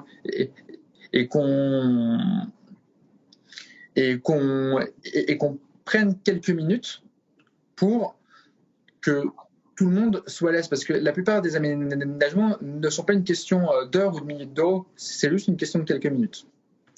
Voilà. Mouna Bizri, merci beaucoup. Nous avons le plaisir et la chance d'accueillir Sophie Cluzel. Madame la ministre, bonjour. Merci beaucoup d'avoir accepté de venir conclure ces échanges que vous n'avez pas pu suivre, mais croyez-moi, ils étaient riches et je ne vais pas me risquer à les synthétiser. Vous connaissez, vous avez eu les résultats de l'étude et on vous a demandé de conclure et merci vraiment beaucoup d'avoir accepté parce que vous avez été en tant que ministre promoteur, vous avez parrainé cette étude et soutenu. Donc on aimerait voilà savoir ce que vous avez pensé des résultats, sachant, je vais vous dire un mot de ce qu'a dit l'actuelle ministre Geneviève Darrieussecq sur cette étude. Il nous a dit à la fin de son propos introductif que c'était par des démonstrations aussi convaincantes que les objectifs d'emploi, de plein emploi pourraient se concrétiser. J'ai envie de vous demander ce que vous en pensez vous-même. Eh bien, bonjour, cher Edouard. Merci de m'avoir proposé cette clôture. En effet, j'ai regardé, bien sûr, cette étude. D'abord, je voudrais saluer la qualité de l'étude parce que vos panels sont très riches. Les données qui en émanent vont pouvoir servir justement à continuer ce plaidoyer permanent qu'il nous faut faire sur justement la richesse des compétences et la richesse managériale qu'une entreprise peut avoir en embauchant des personnes différentes. Ça a été très bien dit par vos intervenants à la fin que j'ai écouté. Peut-être 2-3 choses. D'abord, vous dire qu'il faut le faire savoir, ce que vous avez fait. Cette étude, il va falloir la diffuser largement parce que ça va conforter cette logique d'embauche qui est une réalité. Je voudrais quand même rappeler juste 2-3 petits chiffres qui ont été dits. D'abord, une baisse du chômage en 5 ans de 19 à 13%. Alors bien sûr, c'est encore le double aujourd'hui des personnes non handicapées. Mais je voudrais juste vous donner une approche. Aux USA, on est presque en plein emploi. Les personnes handicapées sont à 50% au chômage. Donc on voit bien qu'en France, on s'est approprié quand même ce droit, comme l'a dit tout à fait très justement Céline Poulet, mais on s'est approprié pourquoi ? Parce que moi, pendant 5 ans, j'ai voulu passer de l'obligation à l'envie. L'obligation, elle est là. Je vous rappelle, depuis 1987, 1975 même. Donc, il faut absolument qu'on passe justement à l'accompagnement des environnements, et ça a été dit, c'est l'environnement qui doit s'adapter, anticiper et pouvoir montrer que c'est du gagnant-gagnant, ça a été dit aussi. Donc, moi, très heureuse de pouvoir m'appuyer sur votre étude pour tout simplement qualifier ce ressenti que l'on avait tous, nous qui pratiquons, je dirais très fréquemment, l'embauche, le recrutement, la progression. On avait ce ressenti d'une performance sociale possible parce que la performance économique était présente. Donc, il faut pouvoir le diffuser, l'objectiver, c'est ce que vous avez fait. Donc, cela va servir. Maintenant, il faut passer à 3 axes majeurs. La formation des personnes handicapées, parce que quoi qu'on en dise, la qualification est, je dirais, le Graal pour pouvoir rentrer dans l'emploi. La formation initiale, et la formation continue, et la reconversion professionnelle et l'accompagnement. Et puis, il va falloir accompagner les entreprises beaucoup plus massivement. On le voit bien, c'est pas sur un catalogue d'adaptation qu'il va falloir travailler. C'est vraiment en s'immergeant dans l'entreprise, en les accompagnant. C'est pour ça que je crois énormément aussi à l'emploi accompagné, qui est un vrai levier pour justement les personnes qui sont atypiques dans leur mode de fonctionnement, dans leur savoir-être, dans leur savoir-faire. Et puis, c'est pour ça que je crois beaucoup aussi, et je l'ai lancé ce matin avec les ministres, le DuoD, 20 600 duos formés aujourd'hui. Il y a 5 ans, on nous disait gadget. Rappelez-vous, non. Maintenant, c'est un vrai levier de sourcing inclusif. Mais pour ça, il faut préparer, anticiper les besoins de recrutement, parce que ça prend du temps encore ce sourcing. Et c'est là où il faut qu'on fasse cette adéquation. Mais avec les éléments que vous avez mis en lumière, ce sont des atouts complémentaires pour transformer aussi les techniques de recrutement. Il faut qu'on aille massivement sur la formation des personnes, mais la formation surtout des futurs cadres encadrants et recruteurs. Là, on a aussi un boulevard dans les écoles de commerce, dans les écoles de management. Il faut qu'on puisse rentrer massivement et s'appuyer justement sur votre étude permet d'avoir un discours positif sur ce que va engendrer l'embauche et la progression de carrière des personnes en situation de handicap. Donc, se servir de votre étude, qui est remarquable parce qu'elle est objectivée, va permettre de passer justement le braquet pour travailler avec les écosystèmes, avec les managers, et pas seulement les DRH, mais l'ensemble des managers et ceux qui bossent avec les personnes handicapées. Parce que c'est ça la difficulté, c'est comment j'irrigue ma politique du gagnant-gagnant dans l'ensemble. Vous pouvez avoir des patrons qui sont totalement, soutenants, des DRH aussi, mais si derrière vous travaillez pas avec les managers qui sont en contact direct et qui bossent au jour le jour, eh bien c'est fragile. Donc il faut absolument qu'on ait un process vraiment dans l'entreprise d'une politique managériale. Et puis le dernier pilier, c'est qu'on va avoir les performances extra-financières à valoriser dans les RSE. Et le S et le E, c'est engagement, c'est environnemental, mais c'est aussi social et sociétal. Et là, on a un boulevard, tous ensemble, à s'emparer des obligations qu'il va y avoir, de tous ces critères extra-financiers, pour en faire un atout, justement, sur les entreprises qui s'y lancent, qui commencent à y travailler et qui doivent pouvoir le regarder.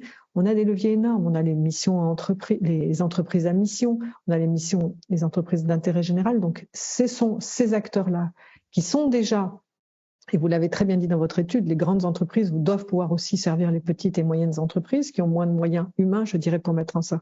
Donc moi, très heureuse de pouvoir m'appuyer, surtout dans ma nouvelle vie, dans ma société de conseil auprès des entreprises, de m'appuyer sur la légitimité maintenant de regarder la performance sociale et la performance économique qui sont vraiment jumelées. Bien, Madame la Ministre, chère Sophie Cluzel, merci infiniment. Merci et bonne route avec votre société de conseil. Vous avez appelé à diffuser les résultats. Je rappelle que le lien vers les résultats complets figure dans le fil de discussion. Donc, n'hésitez pas évidemment à aller faire un tour sur le site web et à diffuser les résultats. Merci beaucoup. Merci à l'ensemble des intervenants. Isabelle Barthes, Mouna Bizri, Catherine Bruno, Véronique Bustrel, Jean-François Dufresne, Romain Lesquer et Céline Poulet. Merci à vous, Thierry Tanguy. C'était riche. Ce webinaire, évidemment, fera l'objet d'un replay sur notre chaîne YouTube dans quelques jours. Et enfin, merci à l'ensemble des participants qui étaient fort nombreux pour suivre cette restitution. Je vous souhaite une bonne journée et à bientôt.